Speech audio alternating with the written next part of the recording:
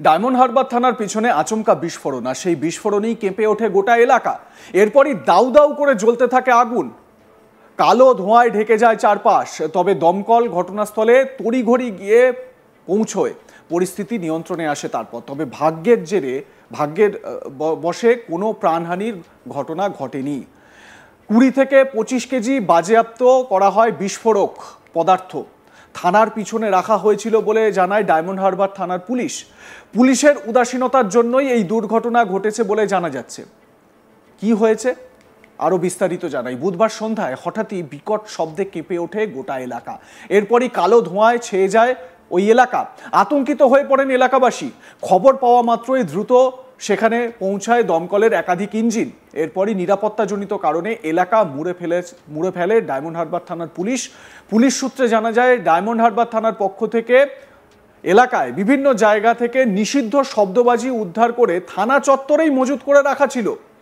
সেই জায়গায় হঠাৎই আগুন লেগে বিস্ফোরণ ঘটে। তবে কিভাবে আগুন লাগলো তা খতিয়ে দেখছে পুলিশ। গোটা বিষয়ে আতঙ্ক ছড়িয়েছে গোটা এলাকায়। নিরাপত্তাজনিত কারণে ডায়মন্ড হারবার শহরের বিদ্যুৎ পরিষেবা বিচ্ছিন্ন করে রাখা হয়েছিল সাময়িকভাবে।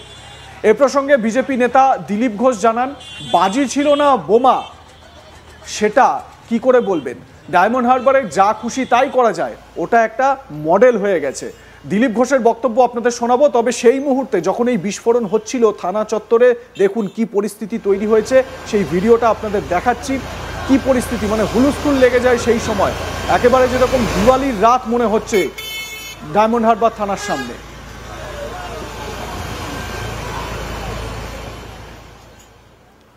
এবার আপনাদের শোনাই বিজেপি নেতা দিলীপ ঘোষের বক্তব্য এ প্রসঙ্গে। বাজি ছিল কি বম ছিল কি করে বললেন আপনারা? ডায়মন্ড হারবার একটা মডেল হয়ে গেছে, যেখানে যা ইচ্ছা করা যায়, সেটা ডায়মন্ড হারবার মডেল। যত দুষ্টতাকারী সমাজ বিরোধীরা ওখানে দাপিয়ে বেড়াচ্ছে। আর এই ধরনের বেআইনি মজুদ হয় কি করে? পশ্চিমবাংলায় যেখানে বিস্ফোরণ হয় বলা হয় বাজি ফেটেছে, কিন্তু বাজি ফাটলে বাড়িঘর উড়ে যায়, মানুষের হাত পা উড়ে যায়, ছিন্নভিন্ন হয়ে যায় ডজন ডজন লোক। এটা তো আমরা অন্য ভারতবর্ষ অন্য কোথাও দেখি না। বিস্ফোরণ শিবকাশি তামিলনাড়ুর সবচেয়ে বড় ফ্যাক্টরি, ওখানে সবচেয়ে বড় বাজির কারখানা আছে, বিস্ফোরণ হয়। কিন্তু এই ধরনের অ্যাটম বমের মতো বা জিলোটিন স্টিকের মতো বিস্ফোরণে বাড়িঘর উড়ে যাচ্ছে আমরা কোথাও দেখি। এটা কেন হয়? আর এটাকে চেপে দেওয়ার চেষ্টা হয়। আমার সহকর্মী রাজেশ সাহা বিষয়ে তার প্রতিবেদনে কি জানিয়েছেন শোনাবো আপনাদের। বুধবার সন্ধ্যাবেলা দক্ষিণ চব্বিশ পরগনার ডায়মন্ড হারবার থানার পাশে একটি বিস্ফোরণের ঘটনায় প্রশ্ন উঠেছে। তার কারণ বুধবার ডায়মন্ড হারবার থানার কাছে মজুত করে রাখা বাজেয়াপ্ত করে রাখা বাজিতে আগুন লেগে যায় এবং সেই ঘটনার জেরে রীতিমতো প্রশ্ন উঠছে পুলিশের ভূমিকা নিয়ে। বুধবার এই ঘটনার পর রাজ্যের বিরোধী দলনেতা শুভেন্দু অধিকারী তিনি এক্স হ্যান্ডেলে একটি পোস্ট করে তিনি বলেন যে থানা আগুনের কারণে ভস্মীভূত হয়ে গেছে, যদিও পুলিশ এরপরে জানায় যে সম্পূর্ণ তথ্যটি মিথ্যে। তার কারণ থানাতে কোনো রকমভাবে অগ্নিসংযোগ ঘটেনি। এরপরে ডায়মন্ড হারবার পুলিশ ডিস্ট্রিক্টের তরফে টুইট করে জানানো হয় যে থানা থেকে কিছুটা দূরে একটি পুকুরের ধারে এতদিন ধরে মজুত করে রাখা বাজি সেখানে রাখা ছিল, যেগুলো বাজেয়াপ্ত করা হয়েছে, যেগুলো বেআইনি বাজি, সেই সমস্ত বাজি সেখানে মজুত করে রাখা ছিল। কোনোভাবে বজ্রপাতের কারণে সম্ভবত সেখানে আগুন লেগে যায় এবং তার ফলে সেখানে আগুন ধরে যায় এবং কিছুক্ষণের মধ্যেই সেই আগুন নিয়ন্ত্রণে আনা হয়, নিভিয়ে ফেলা হয়। এর ফলে কেউ হতাহত হননি বা কেউ কোনোরকমভাবে আহত হননি। এই ক্ল্যারিফিকেশন দেওয়া হচ্ছে পশ্চিমবঙ্গ পুলিশের তরফে বা ডায়মন্ড হারবার পুলিশ ডিস্ট্রিক্টের তরফে। কিন্তু এটা নিয়ে কিন্তু প্রশ্ন উঠছে পুলিশের ভূমিকা নিয়ে। তার কারণ যেটা নিয়ম বলছে যে জনবসতি থেকে অনেকটা দূরে এইভাবে বাজি মজুত করে রাখতে হয়, থানার কাছে কি করে এত পরিমাণ বাজি মজুত করে রাখা হলো? এর ফলে বড়সড় দুর্ঘটনা কি ঘটতে পারতো না? এর ফলে কি কেউ আহত বা হতাহত হতে পারতেন না? যদি হতো তাহলে তার দায় কে নিত? প্রশ্ন উঠছে এই কারণেই। তার কারণ নিয়ম বলছে যে বাজি যখন বাজেয়াপ্ত করা হয় পুলিশের তরফে বিভিন্ন জায়গা থেকে অপারেশনে বেআইনি বাজি মজুত করা হয়, সেটা গোটা দেশ জুড়ে সমস্ত থানায় করে। কিন্তু থানার কাছে বাজি মজুত করার নিয়ম কিন্তু লঙ্ঘন করা হয়েছে বলে বলা হচ্ছে। তার কারণ যেটা নিয়ম বলছে যে থানাতে বা থানার কাছে বা জনবসতি যেখানে রয়েছে সেখানে কিন্তু বাজি মজুত করে রাখা যায় না এবং একটা নির্দিষ্ট পরিমাণের ওপরে তো নয়ই। কারণ যেটা নিয়ম অনুসারে যেটা সুপ্রিম কোর্টের গাইডলাইন রয়েছে, সেই গাইডলাইন অনুযায়ী জনবসতি থেকে অন্তত 3 কিলোমিটার দূরে কোনো ফাঁকা জায়গায় সেই বাজি স্টোর করে রাখতে হয়, বা সেই বাজেয়াপ্ত হওয়া বিপুল পরিমাণ বারুদ বা সেই সমস্ত বাজি মজুত করে রাখা যায়, এবং যেখানে রাখা হচ্ছে তার 3 কিলোমিটার মধ্যে যেন কোনো জনবসতি না হয়, এবং পাশাপাশি কোনো শুকনো বা ঠান্ডা জায়গাতে রাখতে হয়। ফলে যেই ঘরে বা যেখানে সেই বাজি মজুত করা হচ্ছে, সেটাও কিন্তু সেই বাজি মজুত করার জন্য বিশেষভাবে তৈরি করা সেই ঘরেই বাজি মজুত করতে হয়।